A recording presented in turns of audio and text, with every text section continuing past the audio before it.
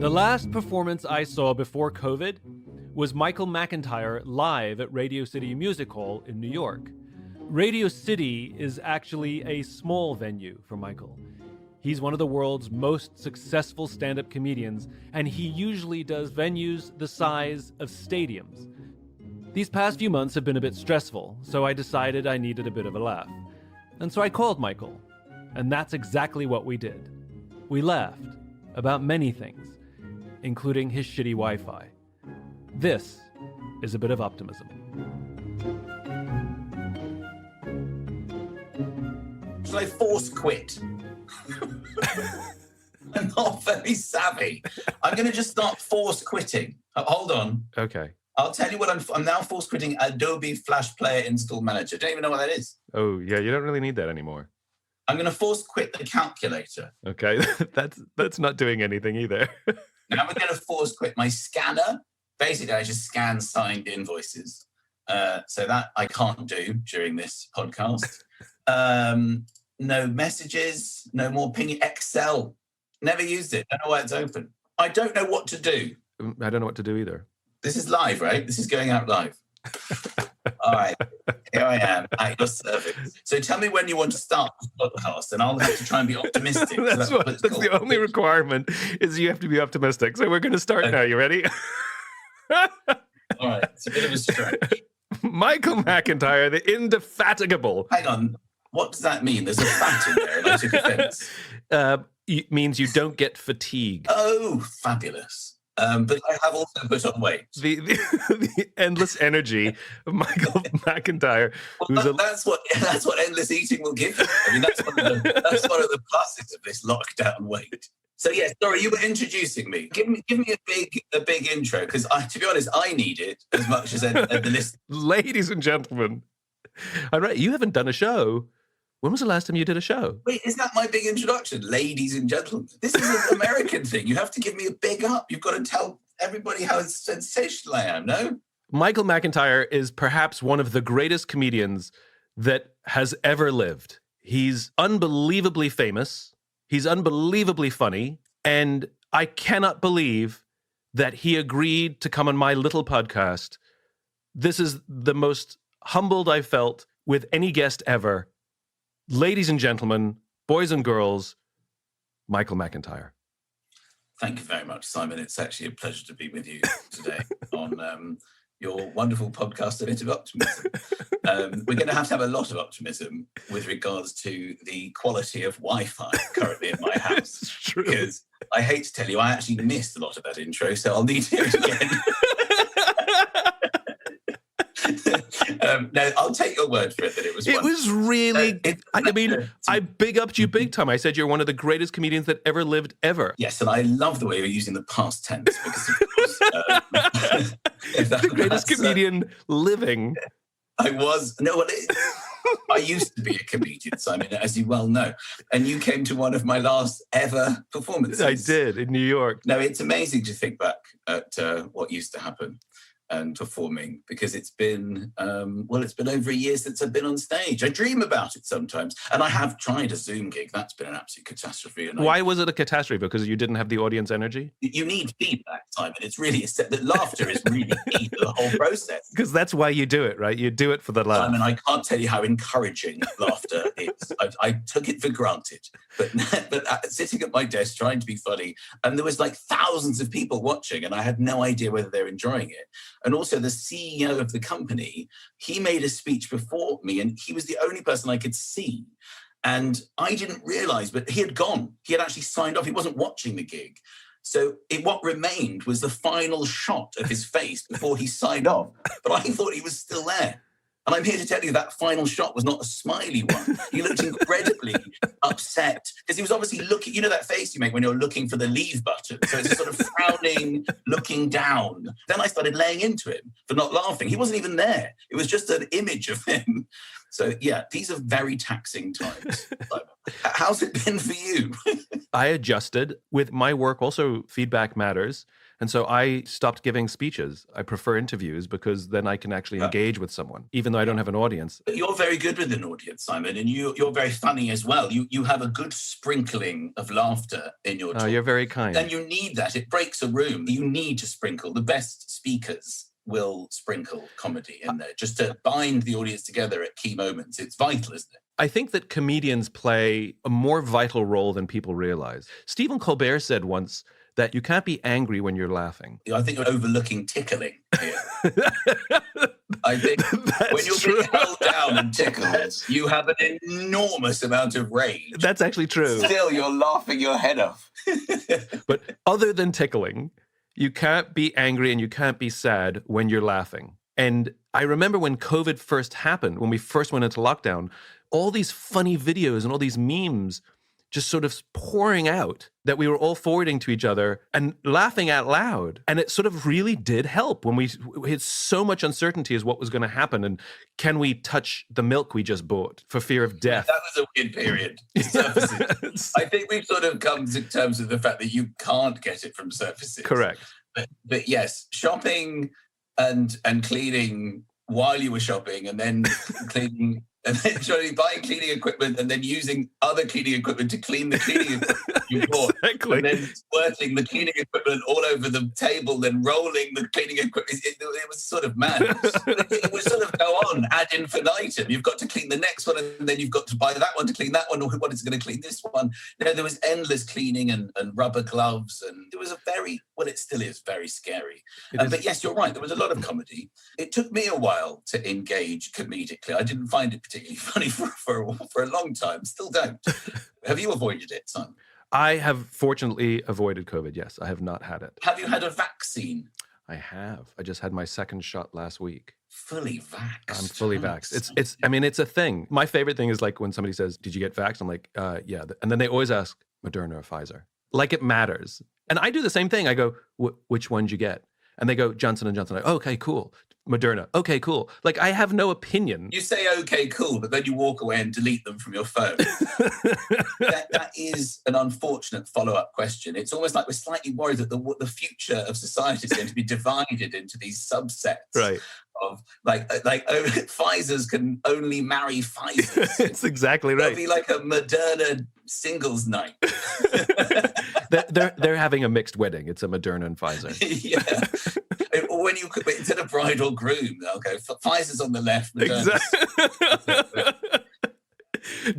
Were you able to avoid it? I didn't avoid it. I got it in November. I mean, it wasn't awful. I was very fortunate but it's scary, as many people, obviously, more than many people know, because you go through it and then there's that sort of wait to see if you either get a lot worse or get better. Right.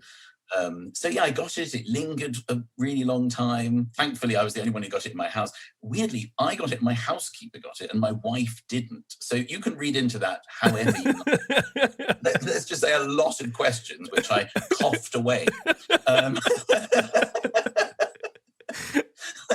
Yeah, I'll tell you in a minute. I coughed my way through that, and luckily I think I got away with it.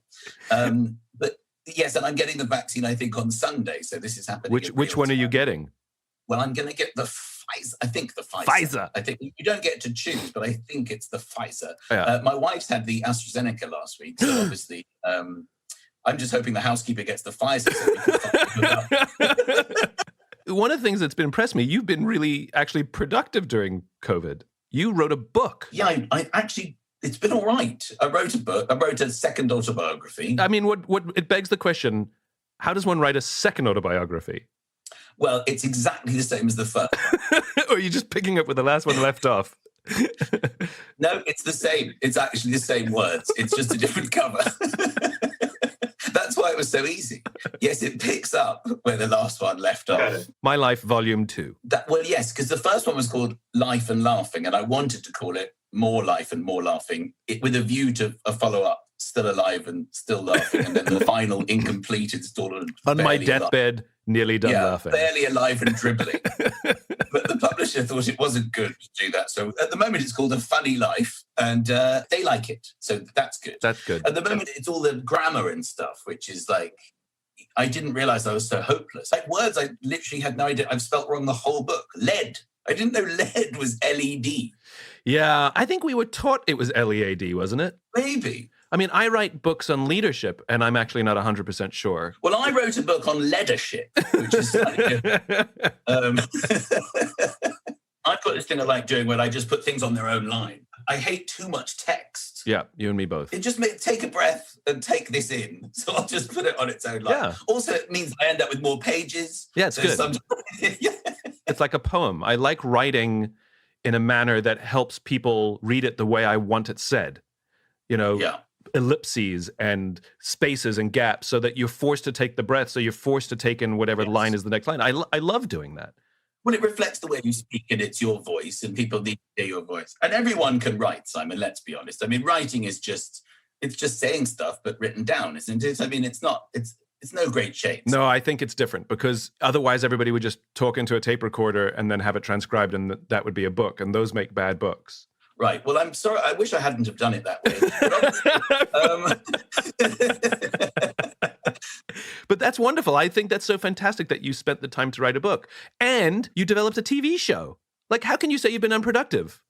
I don't know how. I know on paper it looks like I've been very productive.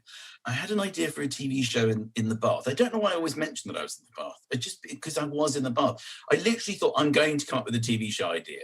I wanted to come up with a game show, so I came up with two. One of them was awful. Is it something you can talk about publicly? Well, yes, it's on the back burner. I mean, we can bring it off the back. It was just a quiz show where the other person has to quickly ask the question and know the answer. So it would be me versus you. I would just give you a subject. You have to come up with a question. Okay, let's try it. Okay. So you're going to give me a subject and I have to come up with a question and an answer for myself. Yes, but I've got to answer it, but you have to know the answer. And you've only got 5 seconds to do it. Oh, geez. The theory here is that under pressure, you're going to say something silly. Okay. To be honest, this is an idea I've not voiced outside of once after this bath I had last year. But okay, so I'll give you the subject of... okay, you see, it's even hard to think of a subject. I'm going to give you the subject of... oh my goodness, of podcasts. You've got 5 seconds. How many podcasts have you done since before this one? But you have to know the answer. I know the answer. You know how many podcasts I've done? Before this one. You know that? Yeah. Oh, God. Now I'm going to have to guess. I don't know. 3? 1. Okay, as you can see, this idea doesn't necessarily have legs. I would like to try it one more time then. Okay, so now let me do it to you. Okay, I've got one for you now. Subject. Okay. Let's do zoos. Name a zoo in London. The London Zoo. That's the correct answer. So I get a point. So you see, there could potentially be fun in this game. So you're winning. You're winning. This is the idea I didn't go for. The other one is called The Wheel. And so we made 10 of those. We're making 16 more, and it's going to be on NBC, I think, early next year. Oh, that's fantastic. Oh, I have to see if I can watch it on BBC iPlayer or something like that. It's a really, really fun show. We're going to, as I say, we're making more in a couple of weeks. That's really good. So I want to understand how you wrote a book, devised and produced and executed a TV show. Are you sitting writing jokes like you used to? I don't write jokes. I tend to write notes of things that make me laugh, and then I just perform them over and over again in little gigs and build them up. So home life has always been very relaxed and, not high pressure and overly creative. And I'm just sort of dad and a husband here. So no, that sort of disappeared, which is awkward. And I really wanted to come back. And with regards to working, I need to keep busy. And now that I've finished the book and finished the TV show, I can feel myself getting a bit sort of confused about stuff and inarticulate and going slightly mad. But yeah, everybody was forced to a pivot. That's an Americanism. Yeah, we're all pivoting. Yeah. Yeah, I didn't know about pivoting until an American mentioned it was a possibility. So I pivoted away from stand-up and started doing the TV show. And yeah, I went back to writing a book. And writing's a lovely thing because you're cocooned in your own bubble. You can write rubbish, but then fix it the next day. And it's a different type of creativity. Do you want to go back to life as you had it before COVID? Or do you think that this will permanently change the way you live your showbiz life? Well, we have to appreciate things more. I mean, it would be criminal not to appreciate everything should the world come back, because I think everyone was quite excited about appreciating the small things at the beginning, but now it's going on and on and on. It's getting really, really serious. It's like, how far into this are we? Is this year 1 of 5? Is it year 1 of 10? Is it are we nearly out? Yeah. You know, every time you get a bit of good news, suddenly there's a triple mutated something coming in from India. It's coming in from Brazil. And it's just terrifying. It's humanity versus Mother Nature. It absolutely is. And there's so much to learn from it. But whether we will, I'd love to find out, which means it would be over. But you want to go back to sort of doing your gigs and doing your shows? You're craving going back to the way life was? Or do you think that something happened? Because for me, I realized that I was on this hamster wheel and I was enjoying the speed that I was running. But one of the things that COVID did for me is I looked, I was like, oh my God, I wasn't running fast. I was just trying to keep up. And COVID stopped the wheel. The terrible thing is when you're trying to keep up with other people and you can't be doing that. What a waste of life that is. And that's the lesson I've tried to learn. Because competition is a natural instinct. It's a drive, which is good. But ultimately, it's kind of meaningless because, like you say, if you're always chasing something, if you're always, I think that people struggle with is how much people need something to look forward to, and not knowing the future is really damaging to that. Because living in the here and now, in the present, is not an easy thing to do. We're not used to that. What we're used to doing is knowing something good is coming, or thinking it's going to be good, or even if it's a goal, it could be a holiday, or it could be I need to achieve that. That's such a great insight. That's like telling your kids we're going to Disneyland on this date. And like the kids count the days down, the excitement, they have to get their chores done and get certain things so that they can go to Disneyland because there's conditions put on the trip. But if you just said we're going on holiday one day, it's kind of a little unnerving, actually. And that's what...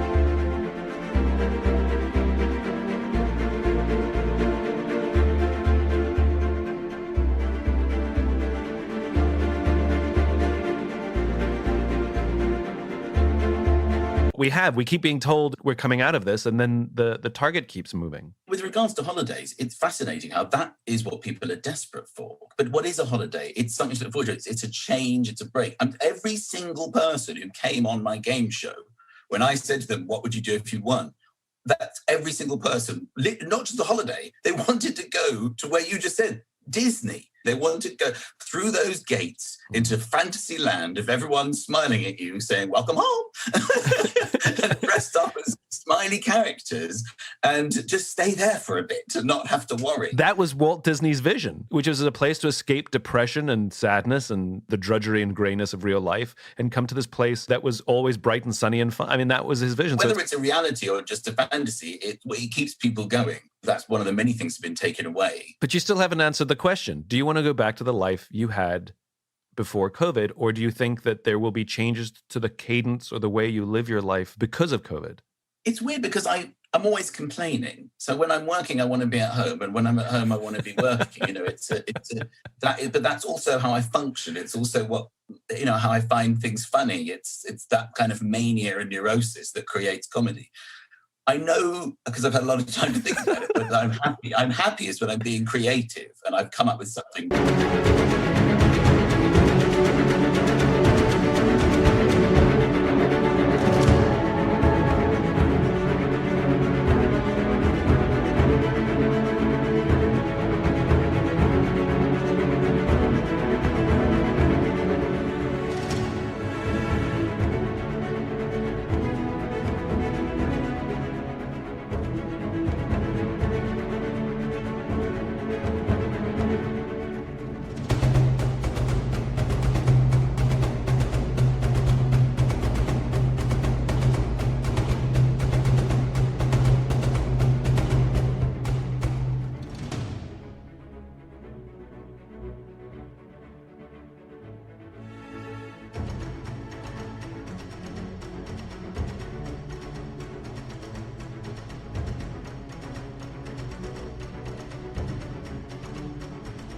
good. And I was able to do that a bit under these circumstances, but really nothing beats live performance and the instantaneous reaction, because it's very cathartic, because it washes everything away. Everybody worries about how they're being perceived. Are they on good form? Are they thinking right? Do people like me? Nothing is more magical than just saying something to an audience of people and everybody confirms it and laughs with you. And it's instant feedback. It's not like you have to write a book and you have to put it out. This one person likes it, another person doesn't. Why is, you're on Amazon, why is that person giving me a 2-star review? It's just like, that I said something funny. I thought it was funny. It was. They're all laughing. Then I followed it up with more stuff that just came out of my head and I didn't even have to think about it. And it's just joyous. And it fuels me. It keeps me going. And without it, I always go a bit weird. And now I've been forced to be without it. So I've had to sort of find a sort of inner self-confidence. I'm here to tell you, still looking. I wonder if comedy will work socially distanced, because one of the things that happens when somebody laughs, everybody laughs. It's like things are funnier when you're with a friend. My test if something is really funny is if I can watch by myself and laugh out loud. That's like the greatest test if something's really funny, because things are funnier with your friends. And so if you're socially distanced, the question is will the laughter spread across the audience like it does in a packed house? But it's obviously going to be more difficult. And of course, the funnier you are, the more dangerous it is, because people, if you're physically laughing out loud, if you're not funny, you're not super spreading. Right. You're sitting there slowly and calmly breathing in and out, and then you're leaving early. That standing ovation, it costs us, seriously. That's so funny. So obviously there's that. But look, it's a nightmare, Simon. And then think about masks. You're performing to people. Oh, that's right. You can't even see them smiling. You just hope they have smiling eyes. Listen, I'm a huge one for resting faces. I'm always scanning the audience. And if anybody looks miserable, I focus in on them. Why are they not smiling? Why are they not on the edge of their seat? What do they do? Why are they even here? Do they hate me? I start to lose my mind over it. But now, you can't even see their face. Their faces are behind a mask. They're socially distanced. It's like all my worst nightmares in regards to performing. You and I have different strategies. When I'm on a stage, and of course I'm scanning and I can see somebody looking very angry and disapproving, and then I see somebody else who's nodding and smiling and agreeing with everything I'm saying, I fixate on the person who's nodding and agreeing with me, because it makes me, I'm like, ooh, this is going great. And my energy goes up and my confidence goes up. When I focus on the person who's scowling at me, I'm like, this is over. I can't do this. And then I spend my whole time trying to convince one person. Well, I can't cope it when people go to the loo, because I'm waiting for them to come back, because I'm always thinking they might have walked out.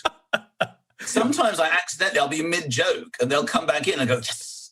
And I don't know what I'm talking about, because I was so thrilled that they were so desperate to go to the loo, and it's not that they've literally just walked out. And not only that, I see sometimes they're in a couple. I'm like, I'm so awful. They've left the show. They've left their part to just walk. Oh, no, they're back. I'm fine. No, I'm definitely viewing it in a more negative way, which is why, honestly, I've had the best gigs of my life. When I can't see the audience, I always ask for the spotlights. Just hit me in the face. I don't want to see anything. Especially when I do the bigger rooms, I can't see a single person, and you relax, and you're dealing now with one noise. It's like one animal is laughter, as opposed to lots of individuals. I find this so fascinating, because we are the total opposite. I always request the house lights as bright as possible so I can see the people, so that I can make eye contact with somebody, so I can talk to a person. If I'm talking to a blank void, I don't know what to do. My worst gigs are when the spotlight's on and the house lights are off. Well, you're obviously a much more positive person, hence the name of your podcast. But I would like to plug mine, a bit of pessimism, which is also available on Apple iTunes or whatever it is. Also, the pandemic has cut short our burgeoning friendship. We've only met a few times. You saw me in New York after my show. And of course, that's when this was all brewing. That's right. I came to see your show what was it, in March of last year, right? It was February. So it was right when this thing was just beginning, and we was just hearing the first reports of it in the West. And I came to see your show at Radio City, which, by the way, was fantastic. That was the last show I did. And I started that show by saying, as a joke, this could be the last show I do. And it was for a long time and ongoing. absolutely wild. But it's an experiment, if you look at aspects of it like an experiment and try and get the positives out of it, like when I finally get back on stage and like I said earlier, we've got to learn from it, Simon, and you're going to help people do that. That's why you're so brilliant, is that you can get people thinking about the right things, which is so important. And also, let's not forget that the world didn't seem to be going that great anyway before as well. It's not like everyone was flying. Everyone was quite stressed, not really understanding. Social media was going crazy. I do think that when there's this kind of massive disruption, I'm a great believer in balance. In all clouds, there are silver linings. And for all of the stresses and strains that we've gone through because of COVID and the murder of George Floyd and what that started, that good comes out of things. And even though I think we're in a period of extreme stress and we don't know how things are going to pan out, there's a momentum and an appetite for things like police reform in the United States and really focusing on race relations in the United States and in other places around the world. And what does happiness mean? I think that this is a big opportunity for us to reevaluate. Happiness is not just how much money we make and the promotion we get, but it's the time we spend with our families and the time we have to ourselves and doing creative things. The balance tipped too far for COVID, but I think it forced us to reevaluate. And I think that's ultimately, I think a lot of good will come out of this period of darkness and uncertainty. But that's the optimist in me. That's very optimistic. But having said all that, when we are allowed to leave our homes for good and this is all over, I'm going to feel like such a loser if I'm ever staying in. Can you imagine having to? I mean, I feel like I have to go out every night, even though I don't want to. Can you imagine having to say the words, yeah, I'm just going to stay in and have a quiet one? I think we've got our fix. Well, I'm an introvert, so I've been planning my whole life for this pandemic. I always like talking about phones with you. How are you feeling about that, the whole obsession with mobiles? Because the problem, of course, with the pandemic is we've been forced onto our phones and to give up any sense of rules with kids and stuff. It's just like, what else are you going to do? How much has your usage got? I mean, your screen time. My personal screen time? I like the phone. One of the things that was great about COVID is people actually picked up the phone. Like people who would never dream of phoning and would just text were actually making calls to hear the voice of another human being. And I love that. So that I think is great. I don't think technology is bad. I mean, I'm not anti-phone. I think it's the balance of technology in our lives. And I think a lot of people were spending times with their family and watching TV, which is great. And people didn't have the phone at the dinner table. They put it away. Well, I've certainly been on my phone a lot more than, Are you texting friends? Are you playing games? What are you doing? No, I'm just sort of scrolling around the internet and doing that garbage. I mean, at night, the terrible thing is I'm sort of embarrassed about. My wife and I are both on our phones. Sometimes I wake up in the night and just start looking at my phone, and I'll catch her doing it. There's a sort of glow. You get to sort of give away bedtime glow in the middle of the night. And I sort of build a sort of pillow wall between us so that I can hide the fact that I'm on my phone for ages. Sometimes I'm holding it lying down over my head reading my phone, and I fall asleep. This has happened at least 4 occasions. I fall asleep and the phone drops out of my hand.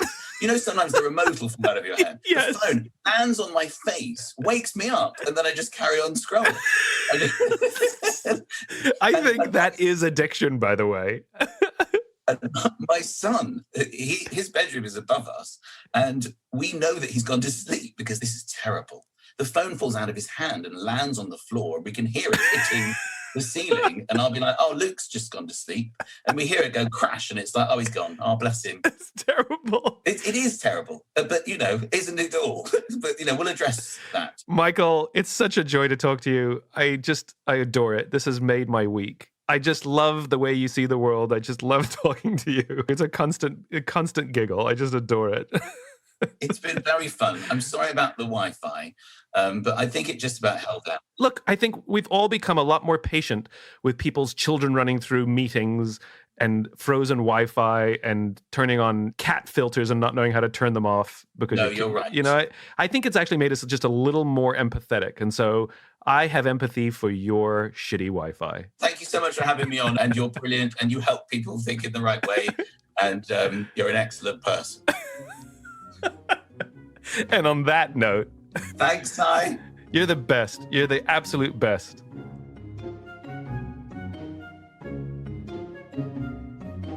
If you enjoyed this podcast and if you'd like to hear more, please subscribe wherever you like to listen to podcasts. Until then, take care of yourself. Take care of each other.